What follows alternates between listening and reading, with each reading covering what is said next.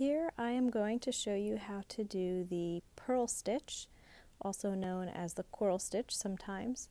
This is an outline stitch and it basically consists of a straight stitch and then a knot, and a straight stitch and a knot. And you can do them individually and end it here, or you can do a series, go around a shape.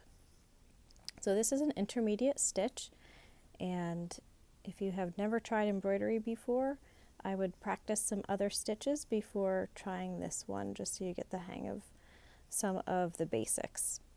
So the way this works is it's best if you work from right to left, and you go along the line where you want to stitch, and you're actually going to make a little vertical,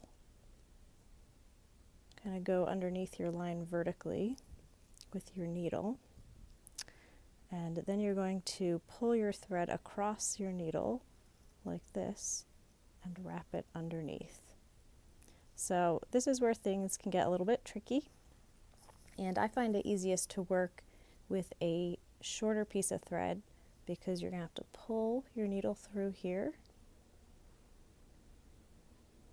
and holding onto your thread you're going to tie a knot. So that is the basic of it. You can keep going or you can just end it here. And that is the purl stitch.